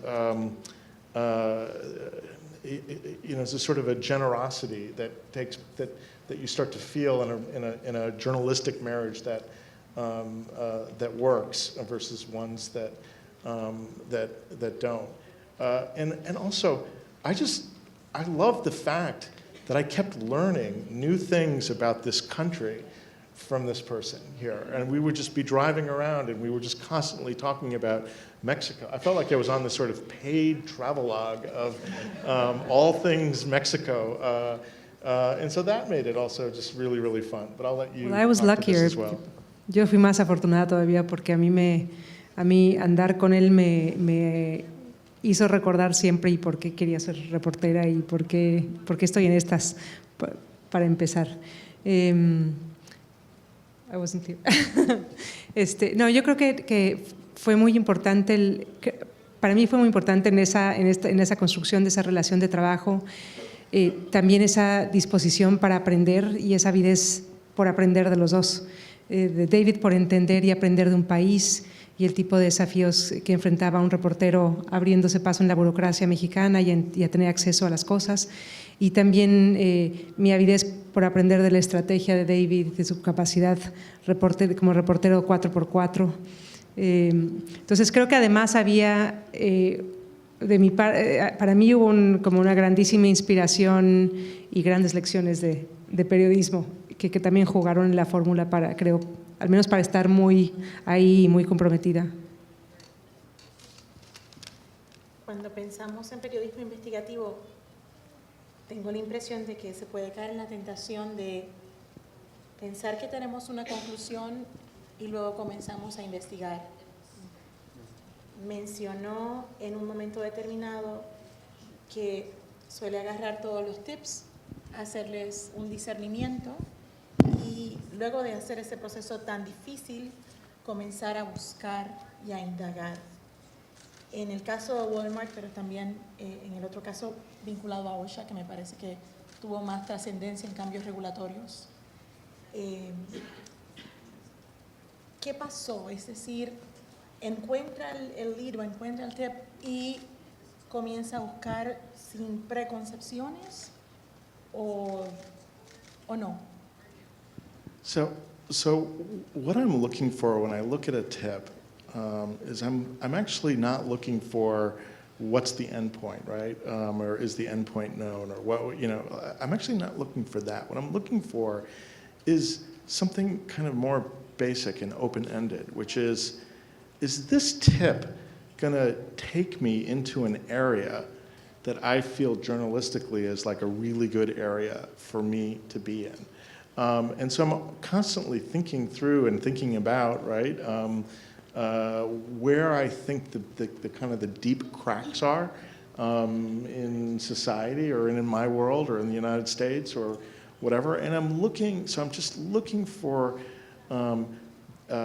tips that have this sort of promise of taking me on a really interesting journey. And it's actually even better if I don't even have an idea of where the endpoint is or what the sort of ultimate conclusion is. So I did I worked on a big project about this this Pentagon propaganda campaign that sought to use retired generals who were appearing on TV to talk about the wars in Iraq and Afghanistan. That began as like a tip about like one particular general who was on the air and who was seeming to say things that worked out really well for his defense contractor clients.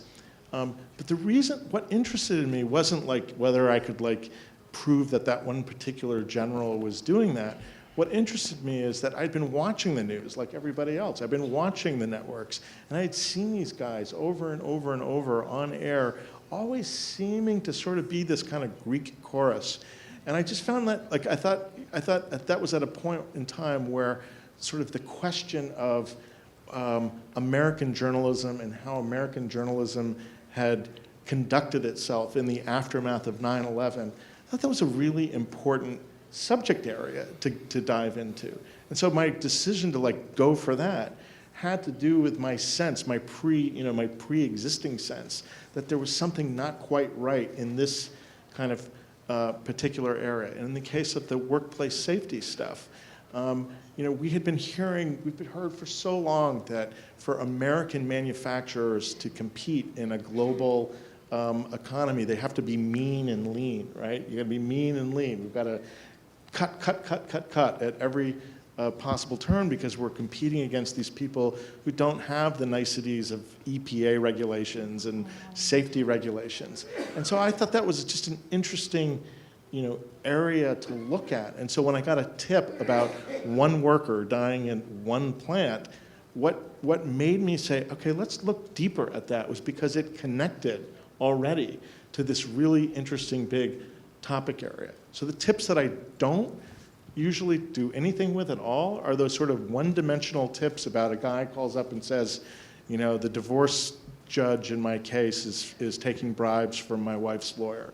Like, that doesn't connect to anything beyond that. It's very important for that person, and maybe it's a really bad thing that that judge is on the take, but it doesn't take us into you know, an important area that I think the readers of the New York Times are going to want to know a lot more about. So, does that help? Okay. Yo quisiera nada más añadir algo. Creo que sí partimos de una hipótesis, pero creo que la manera como trabajamos esa hipótesis es que pusimos tanta energía en corroborarla como en tumbarla. Entonces hubo ratos muy extrañamente frustrantes y felices, donde estuvimos por muchas semanas buscando en cuartos llenos de papel para no encontrar nada, y no encontrar nada fue una buena noticia. O sea, pusimos tanta energía en buscar en todos los cajones el que sí existiera o que se nos hubiese escapado. Por ejemplo, Walmart logra este cambio en el uso de suelo. No queríamos equivocarnos, no queríamos que sí hubiera habido una solicitud y que se hubiera quedado, digamos, atascada en algún otro cajón y que no abrimos ese cajón y entonces no encontramos ese intento Walmart para hacer las cosas bien. Entonces pusimos muchísima energía en probar lo contrario, tanta como pusimos en corroborar esa hipótesis que planteamos originalmente. En ese sentido, creo que lo que también nos condujo esto es a percatarnos la cantidad de capas y explicaciones posibles que hay detrás de cada cosa.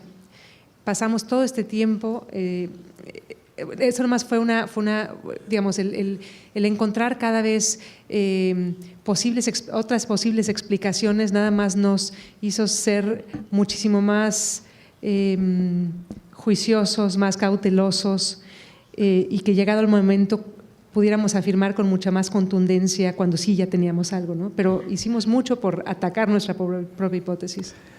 Yo sé que Joan Isabel me está pidiendo un turno adicional que le voy a tener que negar. Yo sé que tiene decenas de preguntas, igual que el Iván. Yo tengo aquí un buen número de ellas también y creo que me van a entregar alguna adicional.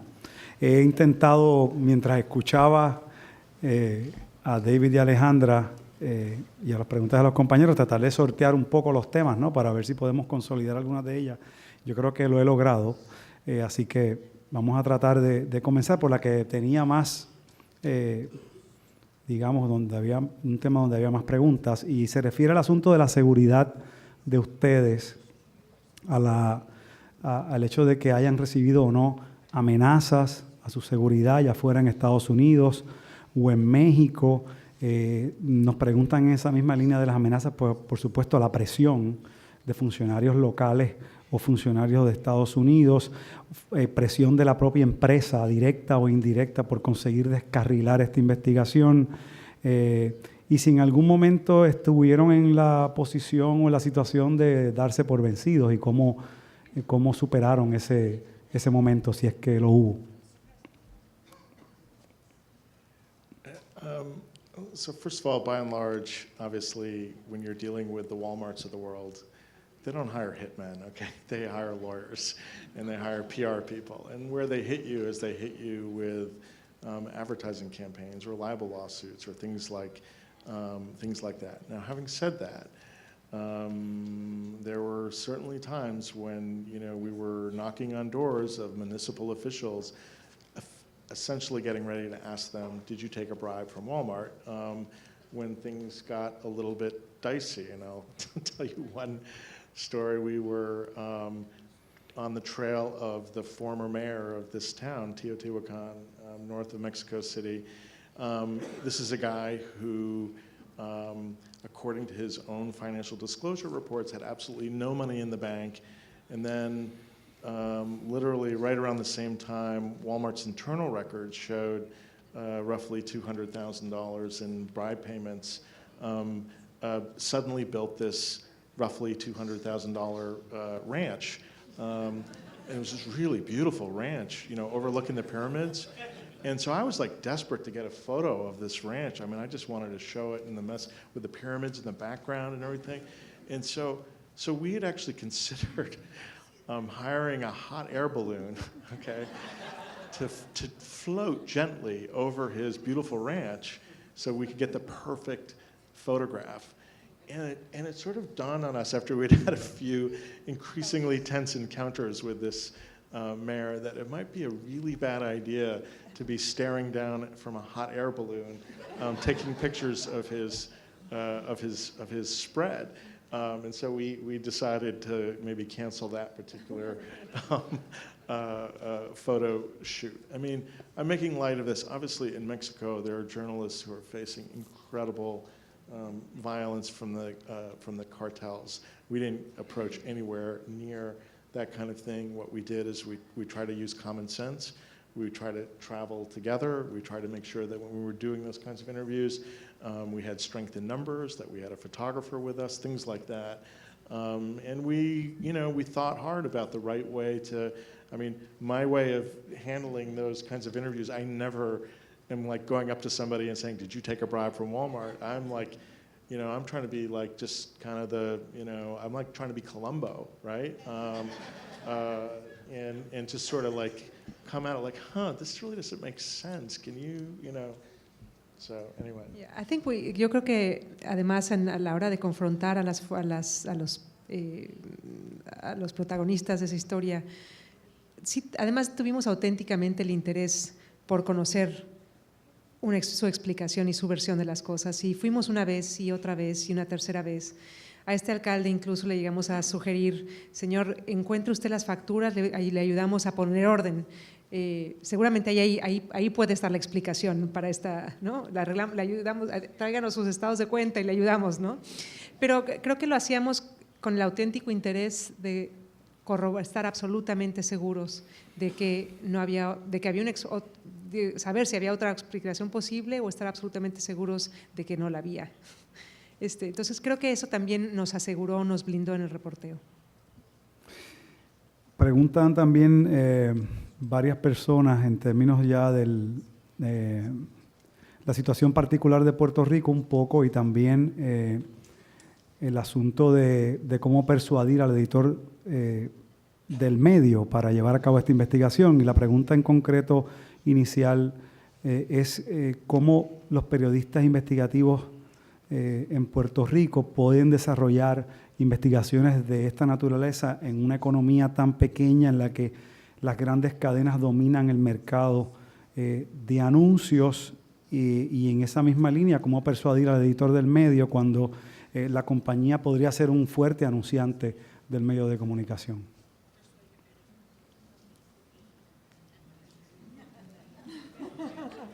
Cayó al suelo. Cualquiera, adelante. This is a real challenge. This is a genuine challenge. I got to say though that if you go into journalism, you go into it to be a fighter, right? To be a fighter for the truth, to be a fighter to get to the truth, and so that sometimes means being a little bit of a pain in the butt, right? I'm not sure if there are any editors in here. I have no idea what I'm talking about. I think it has to do with, number one, really zeroing in on the fact that story selection, right? What it is that you choose to put your time and effort and muscle into.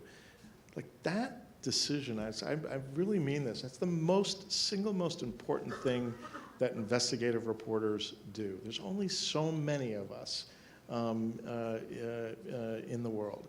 One of my particular rules about what to pursue and what not to pursue is if somebody else is sort of already on the case, I don't mean other journalists, but if like there's a government inquiry or there's a government prosecutor or there's a NGO that's like really zeroed in on that particular thing, or there's like a civil lawsuit pending and there's a great lawyer who's digging into it.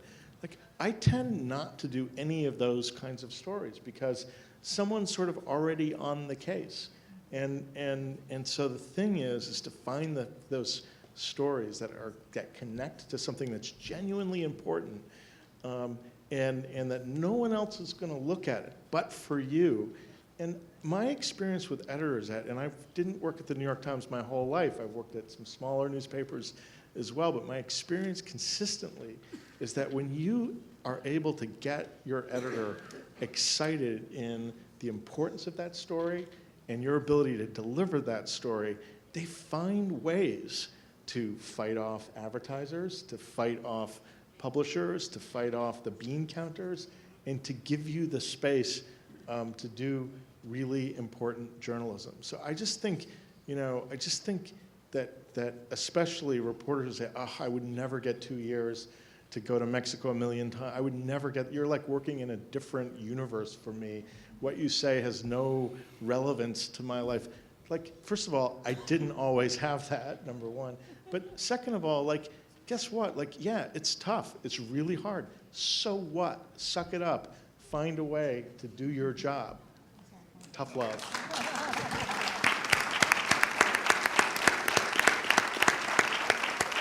Si pudiera hacer un comentario. Sí.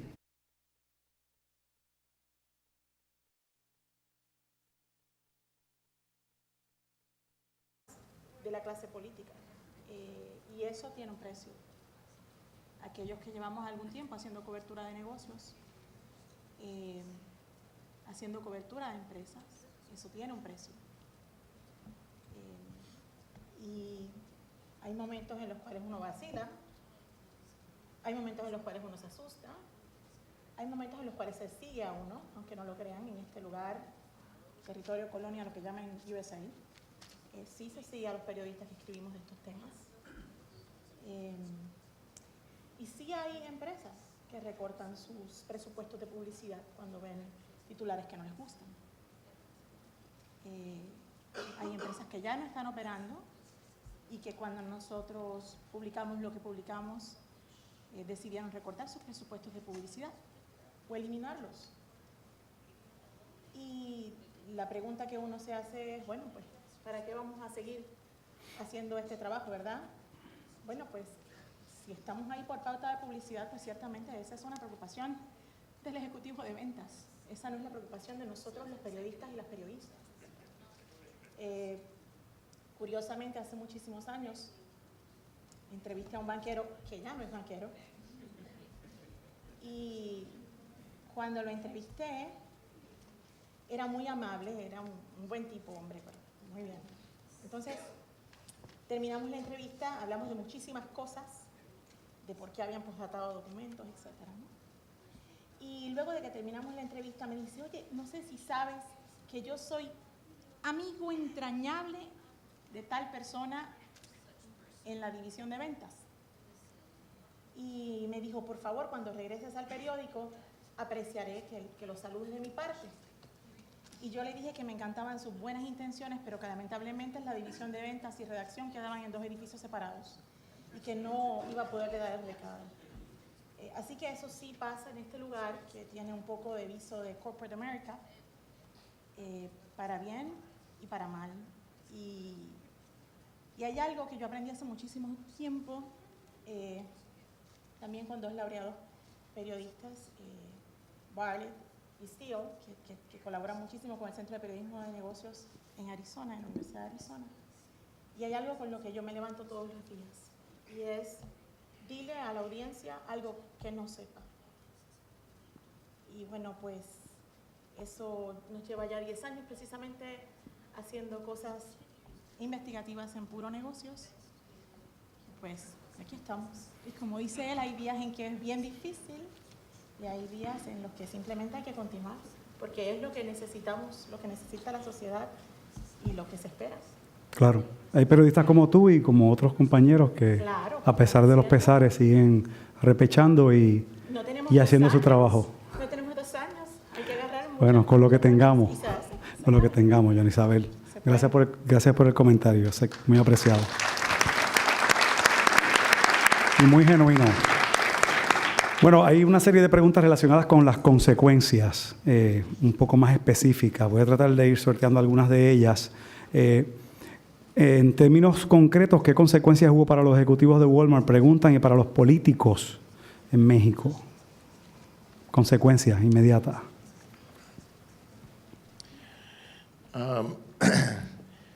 So far, none of the, no Walmart executive has been charged with any criminal wrongdoing. That's pending the outcome of the Justice Department investigation. In all likelihood, given the way the Justice Department handles these kinds of cases, typically what happens is there's a terrifically long and expensive investigation, which results then in a negotiation in Washington, and then usually a very significant fine, or a headline-grabbing fine is rendered, and very, very few executives actually ever get charged individually in these kinds of cases. What has happened, and what's certainly the case, is that there's been a kind of disappearing act going on at Walmart. Just about everyone who kind of touched this story in some way, in some significant way, quietly resigned, retired early, was ousted, was fired. I mean, there's sort of been this long sort of house cleaning that's been going on. At the same time, Walmart's also been hiring all kinds of, very elaborate new kind of compliance staff. And they're spending huge sums of money training all over the world their people on how not to bribe and how to follow the law, et cetera. In Mexico, I'll let Alejandra talk to what's been going on in Mexico, so I think that's a very important element of this. En México, entre las repercusiones que hubo es Walmart revisó sus procedimientos y eso redujo a la mitad la apertura de nuevas tiendas en un primer momento y sus perspectivas. A nivel de los funcionarios, no hubo procesos que se abrieran, hubo, como les comenté antes, revisiones a los expedientes y las autoridades volvieron a la mesa diciendo es que todos los lugares, los papeles están en su lugar. Lo que me parece muy revelador es que al final de cuentas lo que me indica es que el perro guardián, el vigilante, busca, el corruptor lo que busca es que estén todas las, que parezca que todo está en orden, ¿no? Que la carpeta esté completa y todos los lugares, los papeles estén ahí. Y justo lo que el perro guardián indaga es eso, y lo que hace es abrir una carpeta y decir sí, todos los papeles están aquí. No hubo repercusiones, si hubiera habido delitos habrían prescrito, fue la respuesta de los distintos estados. Alguien pregunta por acá si la investigación… Sorry, can I just add one quick Yes, thing? I'm of sorry, course. there's one quick thing I should add, which is, so there's been a series of lawsuits brought against Walmart by investors, by lawyers representing investors. And in these cases, the main case has been brought in Delaware, which is really the most important jurisdiction for business law in the United States.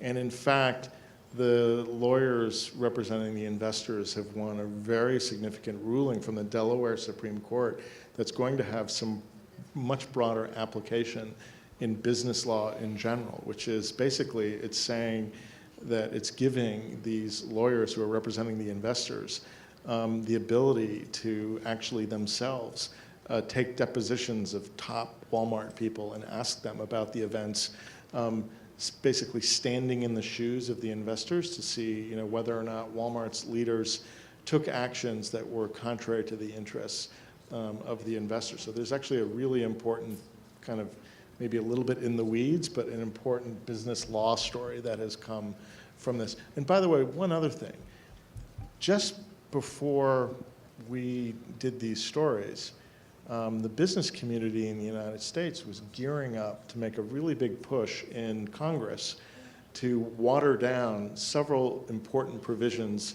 of the Foreign Corrupt Practices Act, which is the main federal anti-bribery law. That process totally screeched to a halt, literally the day after the first story ran, and there has been no effort to try to go in and water down that law ever since. So it's very interesting to sort of watch the various ripple effects of this story, because it's having sort of a second life and a third life and a fourth life in different ways. ¿Y vas a comentar algo, Iván?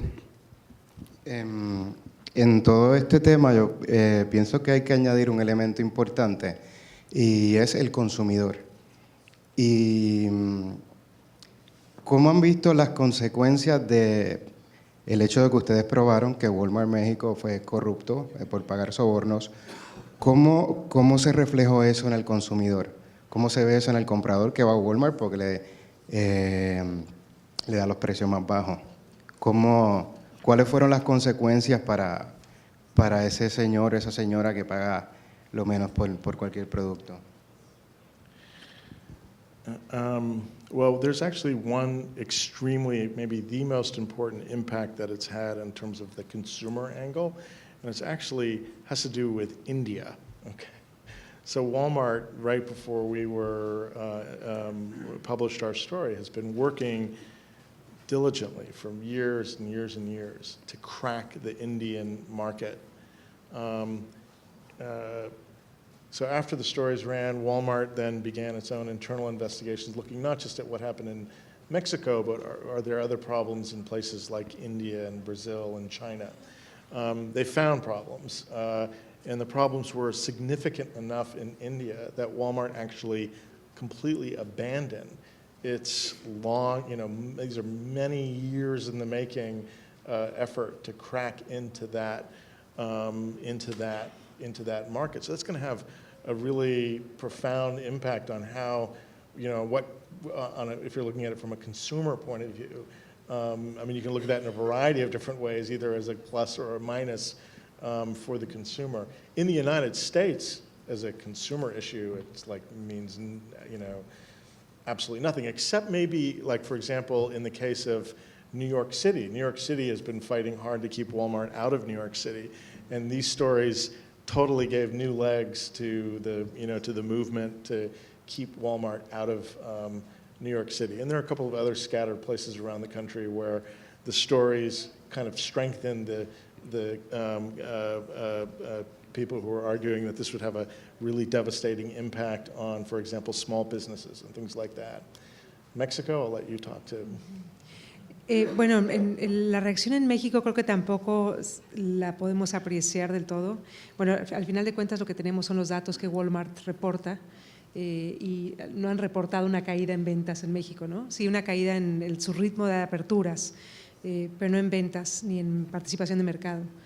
Lo que en todo caso creo que ha habido, digamos, por ejemplo, en Teotihuacán no vimos una reacción de parte de los consumidores. Al final somos un país mayoritariamente pobre, 60% pobre, que digamos hay razones de más para buscar los precios más bajos. Entonces, por ahí no hubo una reacción.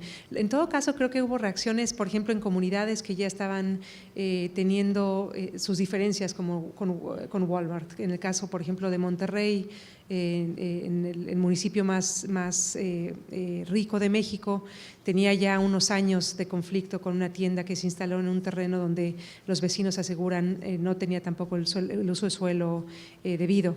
Entonces, ese es un Walmart que pasó un tiempo, nosotros lo vimos varias veces pasando por ahí, que es solitario, quizás es un nivel, me imagino que es un nivel socioeconómico que puede quizás ejercer una cierta presión como consumidor, pero no es algo que hubiéramos visto extendido.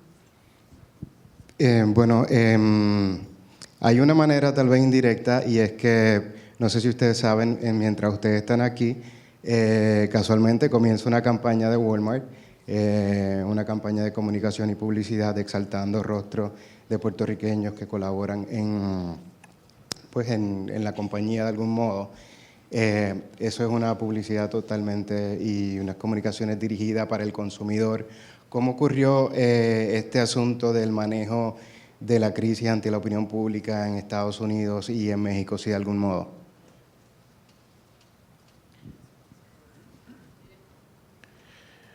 I mean, well, first of all, Walmart is no stranger to media scrutiny and often involving things that are problematic for the company. So whether it was about their wages, their benefits, there's been a spate of stories about their supply chain and, for example, the conditions in the factories in Bangladesh that make a lot of the clothing that goes into to not just Walmart, but the other big box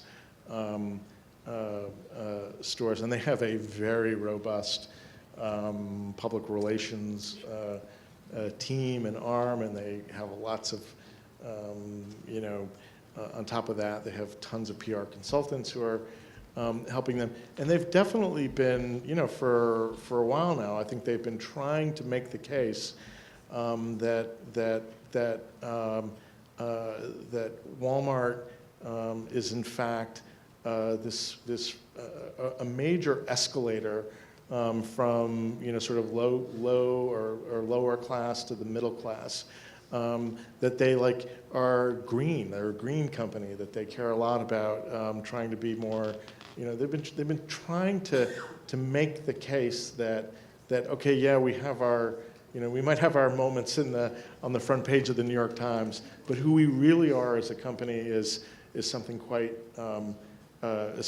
different. And in fact, as I mentioned in my talk, there are an incredible number of great people at Walmart who are trying to do the right things and want to make improvements. But I think that as it related to us, they didn't. I mean, we had obviously very intense discussions with Walmart in the lead up to these stories, but I always felt like, for the most part, in my dealings with the sort of their legal and PR side, that that we somehow managed, even though we obviously are coming at this from totally opposite ends of the earth in terms of our roles and what we were trying to do. I felt like actually we managed to build a fairly constructive working relationship, I guess, if that's one way to put it. The thing that I'm always craving when I'm doing these kinds of stories is I'm always craving sort of the adult conversation. I don't want to do it through emails. I don't want to do it, I just want to be able to sit down, talk to somebody who really knows the facts and I just want to hear whatever it is that they have to say. I think Alejandro mentioned this earlier. I was constantly waiting for some trap door to open up that we would fall through, that would show that we were just completely, wrong, in the wrong direction, looking at the wrong thing. Part of it, this idea of reporting against yourself was a really critical idea, and we were constantly reporting against ourselves, in part because I just couldn't quite believe that this would happen. Not that that maybe a subsidiary in Mexico might do some things that were untoward, but that when that information about what was happening hit the top levels in Bentonville, that they would then kind of flush the whole thing down the toilet. That's the part that I just, for the longest time, I just couldn't quite believe that they did what they did. And I was constantly waiting for that trapdoor to open, so I was constantly trying to engage Walmart and invite them, please, please, please, open the trapdoor now, not after we publish, but now. And it never came. And to this day, Walmart has not contested a single word of anything that we wrote. Una pregunta adicional, quedan apenas un par de minutos, pero brevemente, una pregunta adicional del público, quizá dos, pero breves. Esta investigación, a juicio de ustedes, preguntan, ¿debe levantar bandera sobre la proliferación de tiendas de Walmart o como Walmart en Puerto Rico?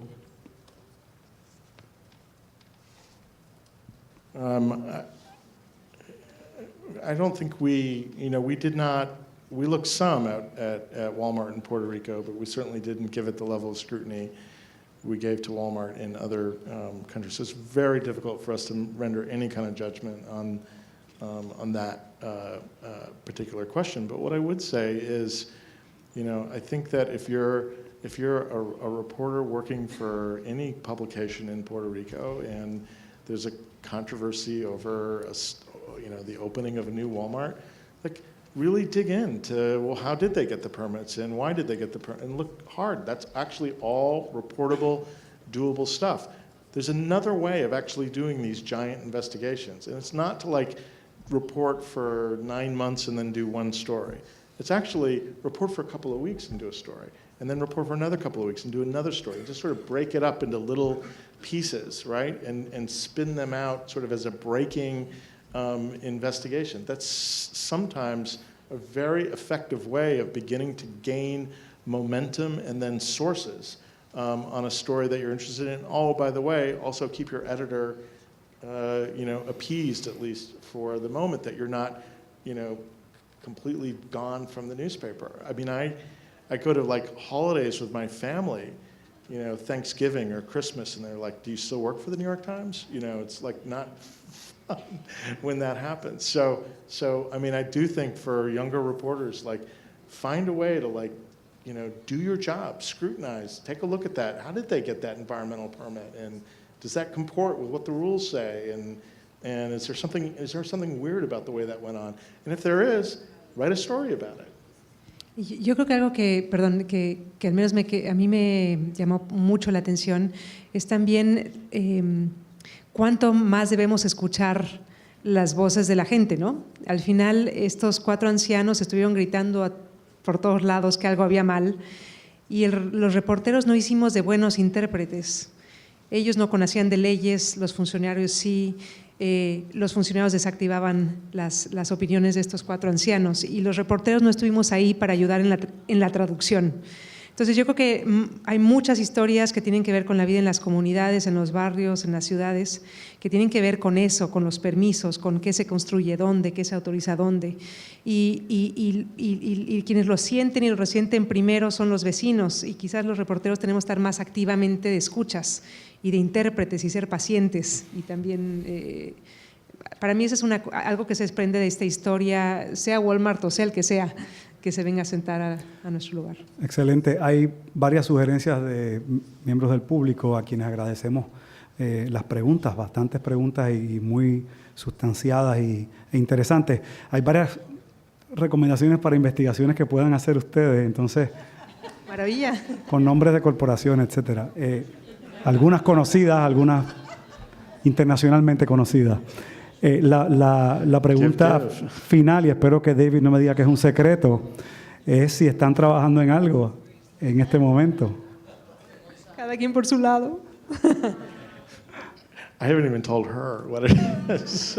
So you won't tell me. So I won't tell you.